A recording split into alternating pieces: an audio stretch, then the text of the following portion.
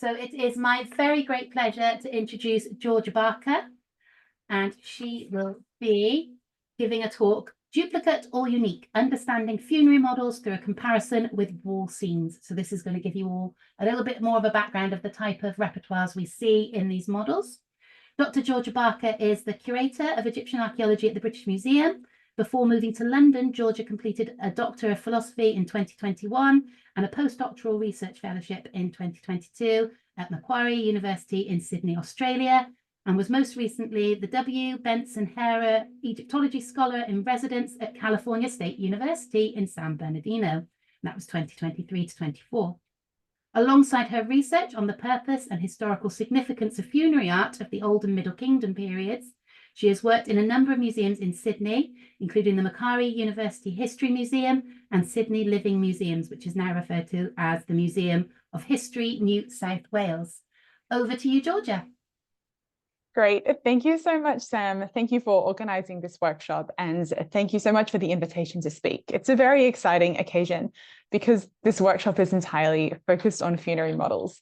Now, although models were one of the main types of art from the late Old Kingdom to the end of the Middle Kingdom, and we have a very large number of surviving examples, as you've already had a taste of from the incredible corpus that Sam has collected of just the figures alone. But they've historically received very little attention in scholarship. And because of this, there are significant gaps in our understanding. But today we have a group of scholars who are currently researching funerary models from a variety of different perspectives. And so I'm really excited to see the results of everybody's research. So today I'm going to present to you some of the results of my doctoral work, which I completed at Macquarie University in Sydney under the supervision of Naguib Kanawati, and I'd like to thank him for his support and guidance.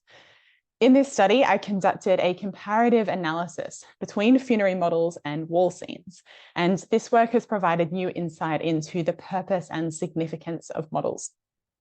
In today's presentation, I will begin by giving a brief overview of the two media and the reasons I undertook a comparison before going into the details of the analysis.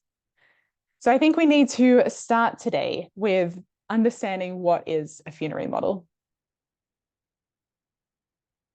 So funerary models are small three-dimensional sculptures that depict people and animals engaged in activities of everyday life. The earliest examples we have come from the 4th and 5th dynasties, and these consist of single figures fashioned of limestone, and they're most commonly engaged in tasks related to food production. These figures have been termed serving statues by Anne Macy Roth. It's in the late 6th dynasty where we see what we refer to as kind of the typical funerary model. These figures began to be fashioned of wood, and they're arranged as groups on a single baseboard. The production of models reached its peak in the early Middle Kingdom, which is when we have the greatest quantity, distribution, and range of themes. Angela Tooley, who is the pioneering scholar on models, has classified the themes represented into 5 main categories: agriculture and animal husbandry, food preparation, industrial processes, offering bearers, and boats. The most common location of models was the burial chamber. In this location, they weren't seen by the living, but were solely accessible to the deceased. Manufacture of models rapidly declined towards the end of the late Middle Kingdom, and by the New Kingdom, models had completely disappeared from elite funerary assemblages. Now, the other type of artwork that was prominent in elite tombs of the older Middle Kingdoms was wall scenes. Wall scenes are two-dimensional representations painted and/or carved in relief on tomb walls.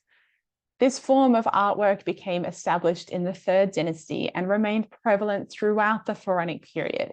So wall scenes were used for a much longer time period than models. During the Old and Middle Kingdoms, the repertoire of wall scenes was primarily concerned with conveying so-called scenes of daily life.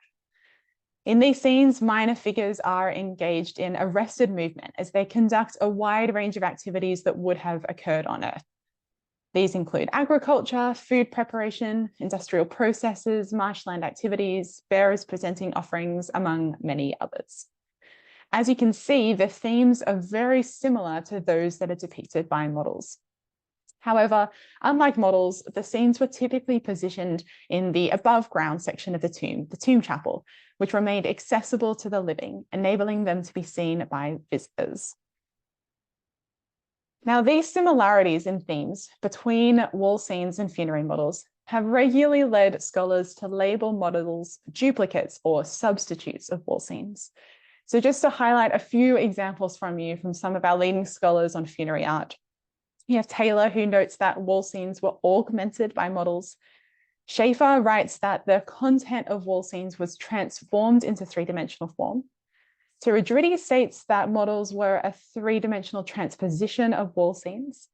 Mallet goes further than this by labeling models three-dimensional equivalents of tomb scenes. And Tooley asserts that models were designed to replace or supplement painted scenes. The problem with such statements is that not only do they overemphasize the similarities between the two media, they also create the assumption that models served the same purpose in the tomb as wall scenes. Only a comparative analysis can determine if this understanding is correct, but this hadn't been conducted. So I chose to undertake this in my doctoral work to determine the precise relationship between funerary models and wall scenes, and to gain a better understanding of the specific role of models in the tomb. So for an effective, detailed comparison to be conducted, I needed to put certain parameters on the extensive corpus of artistic material. And I primarily achieved this through a restriction in sites. I concentrated my project on the region of Middle Egypt, and specifically the sites of Meir, Deir, el-Bersha, and Beni Hassan. These cemeteries contained the tombs of the ruling elite of their provinces from the late Old Kingdom to the ends of the Middle Kingdom, and also the burials of the family members of the governors and the lower administrative elite.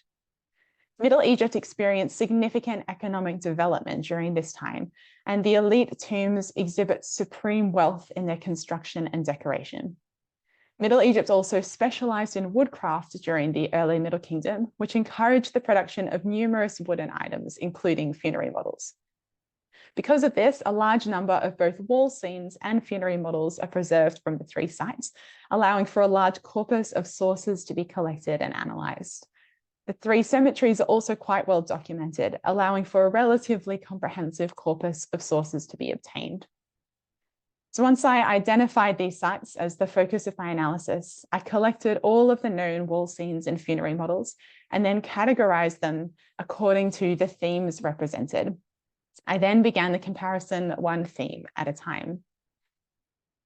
So the comparison itself required a very detailed examination of every representation. I recorded all of the major and minute details of each example, including the different aspects that I have listed here. I also made careful note of the themes and motifs that are present in one medium, but absent in the other. Studying the representations in this level of detail enabled me to identify a number of key differences between wall scenes and models, which had not previously been acknowledged. Today, I'm going to just focus on one area of these differences, which is in the repertoire itself. And I'll be doing this by just focusing on three of the themes represented: bread making, offering bearers, and cattle in procession. I'm going to go through each one of these, highlighting some of the main differences and what they mean for our understanding of funerary models. So let us turn to our first theme today, which is bread making. Bread was one of the staples of the ancient Egyptian diet, providing an essential form of nourishment. It supplied daily sustenance for the whole population and held a vital role in the economy. It also held an important role in death, forming one of the main items of the offering list and being deposited in the tomb as a funerary offering. It's therefore not surprising that the production of bread is important in funerary art. In my study, I identified and examined a total of 31 models and 8 wall scenes of bread making, demonstrating that it's a particularly popular theme for models. Although no single artwork displays all of the stages involved in making bread, several of the most important steps are depicted by both media. Notably, bread making is the most expansive theme in the repertoire of models in terms of the quantity of stages represented. Most themes in models are particularly condensed, with often a single activity representative of an entire process. So, for example, in the theme of leather work, it is simply represented by a figure cutting the soles of sandals in models, whereas in wall scenes, multiple manufacturing tasks are portrayed, beginning with the treatment of the hides and ending with the finished leather products. But the theme of bread making in models incorporates almost the full range of tasks that we have in wall scenes. And this list here shows the different bread making activities represented, and you can see that almost all are portrayed by both media. Within one assemblage of models, it's common to find more than one of these tasks represented. And this was achieved either through a collection of single or paired statues or as a combined group model. So to give you an example here, these are the models belonging to Pepicum from Meir, dated to the late 6th dynasty. And all of these ones are associated with bread making. So we have figures who are grinding grain, kneading dough and shaping dough into loaves and baking bread. Whereas in a 12th dynasty model here, belonging to Kedi from Beni Hassan, we have these different activities grouped on a single baseboard. So in the back left corner, there are two figures grinding grain on quernstones. In the forefront is a man pounding grain with mortar and pestle. To the left is a woman sieving grain, and then in the middle center is a woman baking bread at the oven. The popularity of bread making in funerary models isn't only witnessed in the quantity of sculptures and the range of tasks depicted, but also in its prolonged appearance in the repertoire. The precursors to models, which are the individual limestone serving statues of the 4th and 5th dynasties, are mainly concerned with food preparation. Most are engaged in bread making tasks, with the most common motif of these early models being a female miller grinding grain on a quernstone. In the late 6th dynasty, when the sculptures began to be fully constructed of wood, several baking tasks were added to the repertoire. Bread making remained dominant during the period of peak model production in the early Middle Kingdom, and even when model manufacture rapidly declined towards the end of the Middle Kingdom, there are still a few limestone sculptures of bread making known. So it's clear that the bread making theme holds an important and dominant place in the repertoire of funerary models. While the production of bread also occurs in wall scenes, it's not nearly as prominent in the repertoire. For models, though, bread making should be considered an essential theme. Models of bread making present a particularly expansive portrayal and remain prominent throughout the period of model usage. It's likely that this significance of bread making in the model repertoire should be attributed to the location of the sculptures in the burial chamber. Here, they were positioned in close proximity to the deceased, and so could provide them with a perpetual source of nourishment in the afterlife. So to turn to our second theme of offering bearers. The representation of figures presenting offerings was particularly important, as it provided the deceased with the necessary nourishment and supplies they needed in the afterlife. In life, wealthy tomb owners established a mortuary cult that would ideally provide a perpetual supply of the desired offerings, but the maintenance of this cult couldn't be ensured. So representations of figures presenting offerings formed a vital safeguard. In both wall scenes and funerary models, there are two main aspects of this theme: the bearers themselves and the offerings they present. There are numerous examples of offering bearers known in both media, but there is a significant difference in quantity. The presentation of offerings is a standard element of wall scenes, perhaps forming the most important theme in the tomb chapel. Almost all decorated tombs incorporate a version of this theme, and many feature multiple scenes of offering bearers. In my study, I identified examples of offering bearers on over 60 different walls of 22 tombs, totaling 63 scenes. While still popular in models, there are less examples, with only 31 identified in my study. Wall scenes also regularly devote a large amount of space to the theme. You can see this here in the largest offering bearer scene I studied, which includes 42 bearers spread across 3 registers. Such extensive display highlights the immense value of offering bearers in the repertoire of wall scenes. And with more space dedicated to the theme, a greater number of bearers could be illustrated. Models, on the other hand, were typically more condensed in their representation, with often only a single bearer represented. This is the most common way of depicting the theme, with 22 of the 31 examples I examined comprising a single bearer. However, models could also depict offering bearers in pairs, with 3 examples identified in my study, or as a procession of 3 or more bearers, of which I found 6 examples.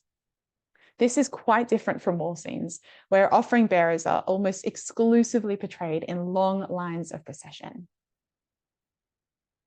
When considering the offerings that the bearers carry, there are a number of similarities between the two media, with all goods transported in models also carried by bearers in wall scenes. However, wall scenes illustrate a much wider variety of goods. This table here highlights some of the different offerings I found among the representations, showing the more expansive range found in wall scenes. Again, with more space dedicated to the theme, a greater variety of offerings could be portrayed. Of the goods transported by model offering bearers, by far the most common is a type of container, most frequently a basket, but also boxes, chests, and a type of backpack. The basket is especially common for female offering bearers. These figures are characteristically represented supporting it on their head with a raised hand, while their other hand hangs by their side, either empty or carrying an additional item, most often a bird. In these bearers you see here, each woman balances a basket on her head with the fingers of her left hand closing over the top and her right hand hanging empty by her side. Such baskets very rarely have their contents specified. While the 3-dimensional medium had the ability to depict hollow containers with the contents actually stored within, it's interesting to note that the majority of loads, like these ones here, are crafted as solid pieces. This suggests that it was a deliberate design choice. By depicting closed containers, the loads could be symbolic of all types of offerings desired by the deceased. This was probably of particular importance for models, which are quite condensed in their representation, allowing a single model offering bearer to encapsulate all the desired provisions. In contrast, the contents of baskets and other containers in wall scenes are regularly specified. They often emerge from the top of the basket while being partially obscured by the side due to the 2D perspective. And you can see that in the scene on the right, the top right. For the contents to be depicted in full view in the 2D perspective, they were required to be lined across the top of the basket, which is found in the scene displayed on the bottom. Alternatively, artists could use accompanying captions to identify the products stored within. In the scene to the top left, this is done to identify the products obtained from the grape harvest, the bakehouse, and the brew house. It was presumably more important for the contents of containers to be specified in wall scenes, as they were displayed publicly in the location of the mortuary cult.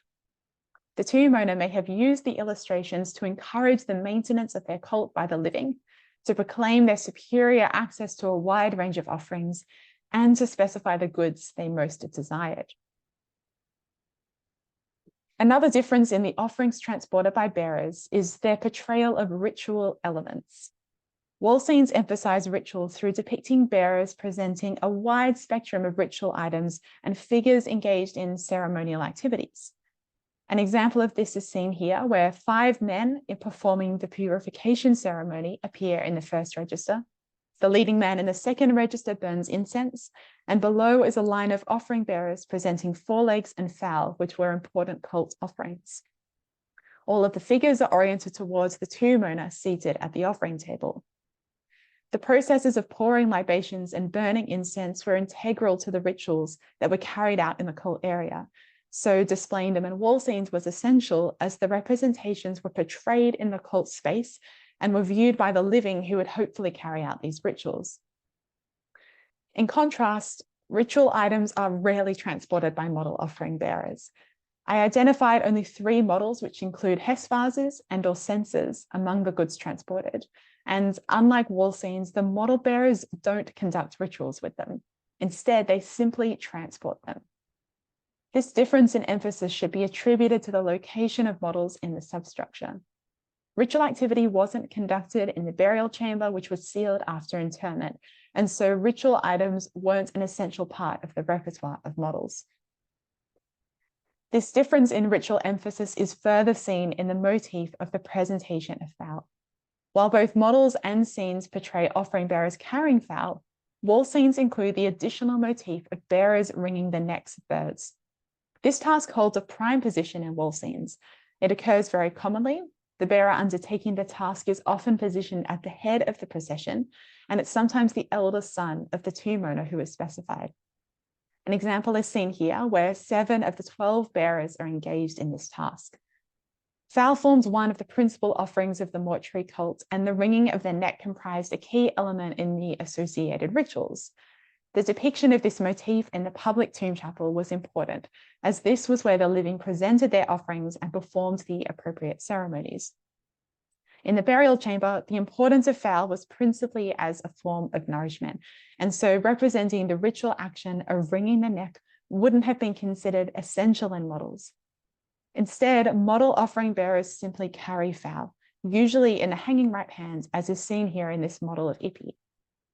As the models were concealed from view, they didn't participate in the cult and its rituals celebrated by the living. While the offering bearer theme holds an important place in the repertoires of both wall scenes and funerary models, there is a clear difference in prominence and emphasis. Wall scenes dedicated more space to the theme and so illustrated a greater number of bearers and range of offerings. They also exhibit a ritual emphasis, which was essential for their location in the public cult chapel. Models, on the other hand, were typically more condensed, with a single figure often encompassing the entire theme. The offerings are transported are often unspecified, so they could be symbolic of all desired goods, but when designated, they focus on essential foodstuffs rather than ritual items. In this way, they were better equipped to nourish the tomb owner in the afterlife. So turning to our third theme, which is cattle and procession. Cattle formed a vital part of the ancient Egyptian economy due to the esteemed value of their products and services. They were the most highly valued domestic animal. Only the highest elite could afford a herd of cattle, and so representations of cattle in procession convey the superior status and wealth of tomb owners. In my study, I identified scenes of cattle in procession on over 35 different walls of 21 tombs, totaling 40 wall scenes. This high number is perhaps not surprising, considering the fact that the scenes were displayed in the public part of the tomb, allowing this proclamation of the tomb owner's status and wealth to be admired by visitors. But the same situation isn't found in funerary models, with only 5 examples of cattle in procession identified in my study. This difference in prominence is also seen in the sizes of the herds represented. Wall scenes illustrate grand herds, with some featuring exceptional numbers of cattle. One particularly large example is seen here, where the groups of calves are displayed in the upper register. 3 groups of calves are displayed in the upper register, a procession of 5 oxen in the middle register, and a very large herd of over 60 cattle in the lowest register. Grand herd sizes were especially important in wall scenes, as they visually express the tomb owner's superior status to any visitors to the tomb. In contrast, funerary models don't display grand herd sizes. Each model procession that I examined comprises only 1 or 2 oxen. Such a vastly restricted number of cattle should most likely be attributed to the location of models in the burial chamber. Here, the models were concealed from view and couldn't contribute to the public proclamation of the tomb owner's wealth and status, and so large herds were unnecessary. Instead, models were only accessible to the deceased, and so 1 or 2 may have been considered sufficient to provide the cattle's desired products and services. The different level of importance of cattle in procession to models and scenes can be attributed to their different locations in the tomb. The theme was particularly significant for wall scenes, as these representations were displayed in the public part of the tomb, and so could proclaim the wealth and status of the tomb owner to any visitors. Elements of grandeur, like large herds and cattle in procession, were appropriate for these designs. Models, on the other hand, were concealed in the burial chamber, causing them to solely serve the deceased and not interact with the living. Representations of cattle in procession weren't as important in this location, so the theme should be understood as supplementary in the repertoire of models, being only included among more expansive assemblages. So in looking at just these three themes today, we can see that there are differences in the level of importance of each theme to models and wall scenes, as well as how each theme and motif were represented. Some themes, like bread making, are essential for models as they offered the necessary nourishment for the afterlife. Others, like offering bearers, were also important for models, but presented a different emphasis to wall scenes, which was more appropriate for their location in the burial chamber. And some, like cattle in procession, didn't hold the same prominence as they do in wall scenes and should be considered supplementary. When considering these themes among the full corpus I examined in my study, we can see certain themes that predominate among models. In particular, granaries, bread making, brewing beer, boats, and offering bearers are the most commonly attested. Each of these themes contains a high number of examples among the corpus, showing their importance to the repertoire. What is common about these themes is that they all offer products and services that would be of great benefit to the deceased's well-being in the afterlife. Granaries offer a supply of grain for nourishment, bread making and brewing beer offer the staples of the diet, boats provide riverine transport, and offering bearers transport the desired goods. These themes are all about provision. With their location in the burial chamber, funerary models were solely accessible to the deceased. This close association with the body presents a direct connection between the services offered by models and the tomb owner's afterlife. The emphasis on providing essential commodities and services witnessed in the repertoire of models reveals the medium's primary role in the tomb, which was to provision the deceased for eternity. This is in contrast to wall scenes where, apart from offering bearers, these themes are not as commonly attested. While wall scenes also contributed to the deceased's sustenance in the afterlife, with their location in the tomb chapel, they had the additional function of publicly proclaiming the superior status, wealth, and achievements of the tomb owner to any visitors. This interaction with the living was an essential function of the chapel, causing the repertoire of wall scenes to be specifically designed and selected to impress visitors and presumably encourage them to present offerings. This is further witnessed in some of the themes that can be considered essential in the repertoire of wall scenes, but are entirely absent from the repertoire of funerary models, most notably the themes that involve the person of the tomb owner. The figure of the tomb owner dominates wall scenes, being depicted multiple times in the chapel, displayed at a grand scale, and with most activities organized around him. Although the quantity and repertoire of these scenes varies between tombs, the tomb owner consistently forms the central figure of the representations. He is usually portrayed in one of two roles, as a passive figure overseeing the work of his estate, or as an active figure directly engaged in certain activities. In both types, he is clearly distinguished from the other figures represented through his appearance, attire, posture, and scale. As a passive figure, the tomb owner is typically positioned at one end of a series of registers which depict minor figures engaged in everyday life tasks. He faces towards them, though is frequently separated by a vertical Meir inscription that states he is viewing their work. As an active figure, the tomb owner is principally engaged in three main types of hunting activities: spearfishing, fowling with a throw stick, and hunting in the desert. In each of these activities, the tomb owner acts as the central protagonist and is always successful. Another scene in which the tomb owner assumes the central role is the offering table scene. In its characteristic form, it comprises the tomb owner seated before a table piled with offerings, but the theme is regularly expanded with additional motifs such as priests performing ceremonies, offering bearers transporting goods, and an offering list, like you can see here. These themes that involve the tomb owner's active participation are completely excluded from the repertoire of models. There are no known models of the tomb owner spearfishing or fowling. There are no models of the desert hunt. And while there are models of offering bearers, there are none of the tomb owner seated before the offering table. The tomb owner as a passive figure also rarely appears among models. Instead, models concentrate on the productive tasks of minor figures. It seems that one of the main reasons for this difference in representation is the contrasting locations of the tomb media in the tomb. Models being housed in a burial chamber accompany the body of the deceased. He could directly view the activities being performed, and so there was no need to represent him among the sculptures. It's notable that one of the most popular locations for models is next to the eye panel of the coffin, allowing the tomb owner to directly view the activities. It was therefore not necessary to represent the tomb owner as a passive figure in models, as he was physically present with the sculptures. A location in the burial chamber also meant that models did not interact with the living, and so didn't have a role to play in attracting and impressing visitors to the tomb. Representations of the tomb owner as either an active or passive figure were therefore not essential among models.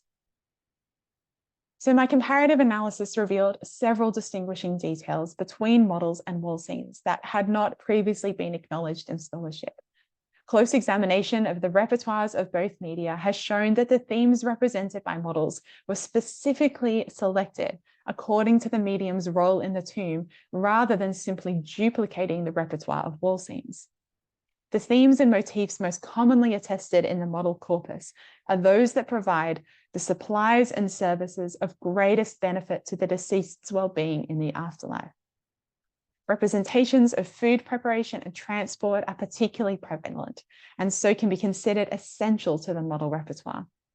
Themes that convey products and services considered desirable rather than essential appear infrequently and are usually confined to more expansive model assemblages. In addition to the different levels of importance of certain themes among models, there is the noticeable absence of some of the essential themes among wall scenes, most notably those involving the person of the tomb owner. This is a clear contrast between the two media and reveals that a unique repertoire was selected for models and that it was not simply a copy of that created for wall scenes.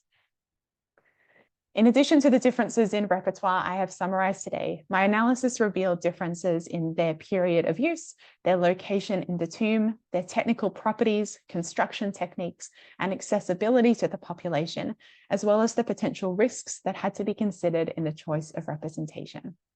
These distinguishing characteristics are important for our understanding of the specific purpose of models, and it was through the use of a comparative analysis that they were able to come to light.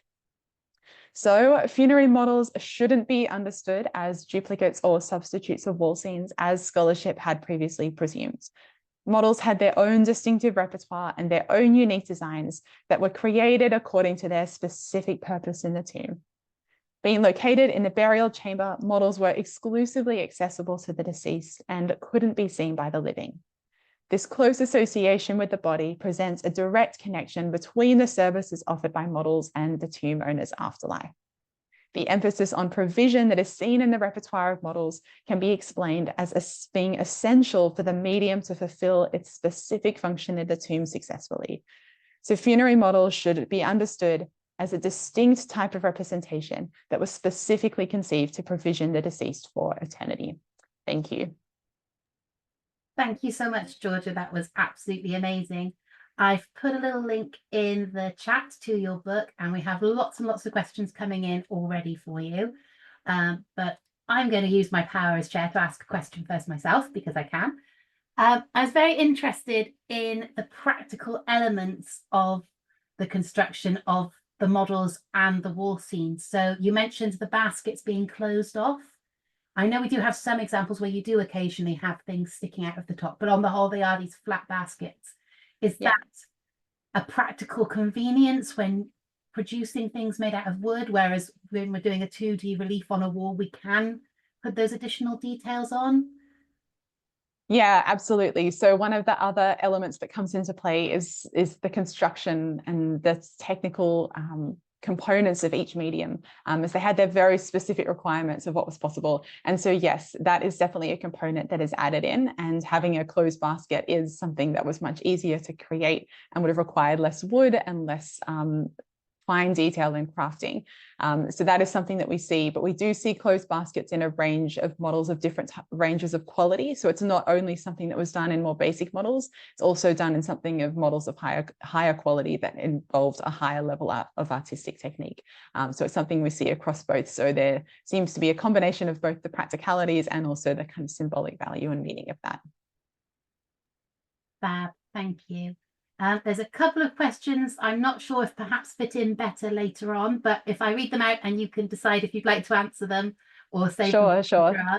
So first of all, there's a question: can any correlation be seen in the proliferation of wooden models in the areas of tombs of localized growth areas of wooded surrounds, or with the preferential use of localized wood? So I think that's a question about production sites. Do we get more of these models in places where there's lots of trees growing? Is there any signs of sites that have a lot of wood growing having a lot more wooden things in their tomb? I think is how I'm reading that. That might be a question for Gisande later, or I'm not sure if you Yeah, I think Gisande will be much better equipped to answer that question of her expertise on woodcraft. But I will say that Middle Egypt was highly specialized in woodcraft, and there was a center of wood creation there. So we have a lot of wooden objects in tombs in that region. But I will leave the technicalities around wood to Gisande, who will be much better equipped to answer that. We then have a question, curious about the use of the word cult in the archaeological sense over ancestor worship, or is there a third term for those who are connecting with the deceased? Might be one for Runa, or would you like to say anything on it? Well, I think Runa's presentation today will feed nicely into this topic. I think in the sense that I was using it is more thinking about the provisioning of the deceased in the afterlife, and more around the provision of food and services and goods, and the different ritual activity that was conducted in the cult space in the tomb chapel. So less so much about ancestor worship and more about the practicalities of providing for the deceased in the afterlife. Fab, thank you. Marie asks, can the difference in the number of wall scenes compared to models be more of an aspirational thing? So I'm just trying to read through the question. So which do you think provides a more accurate representation of the wealth of the individual? Are the wall scenes reflecting the reality? Are the models reflecting the reality? Or are they more of an aspirational thing in both cases? Yeah, I think the question of reality is perhaps a slightly different question. I mean, seeing the grand herd sizes of cattle, for example, at Deir el-Bersha, I mean, it's just a huge herd of cattle. And did Jehuti-Hotep, who's the owner of that tomb, actually have a herd of over 60, 70 cattle?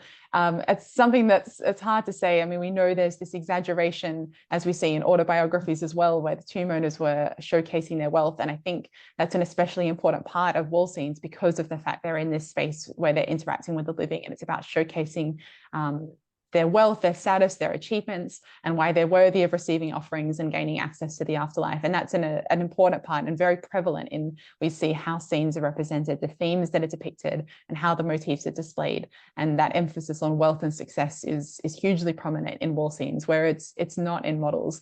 Models are mostly condensed, and it's only the basic elements and the most essential elements, I'd say, that are represented. And so that, I think, is less about the reality of what their lives were like, and more about having access to those ongoing provisions forever. Thank you. Runa notes your suggestion that the presence of the body of the tomb owner largely makes models of the tomb owner superfluous is very compelling. But couldn't the relatively frequent presence of the larger scale statues of the tomb owner side by side with the models be conceptually similar? So yeah, you do get a lot of these, they get called cast statues, rightly or wrongly. And you do have some models, like the boat, for example, you will sometimes get a statue of the deceased on as well. Yeah, boats is the rare example of where occasionally we'll have a representation of the tomb owner. There's very few models where that occurs as well. But yes, I agree. The statue of the tomb owner is also often moved to the burial chamber at a similar time, and there is some correlation in the placement of the models in relation to the statues of the tomb owner. So yes, that acts as another vehicle through which the tomb owner can view and receive those offerings being presented. Yeah. Somebody mentions they're intrigued by the foreign women listed in the models. I'm assuming that's the Edinburgh example.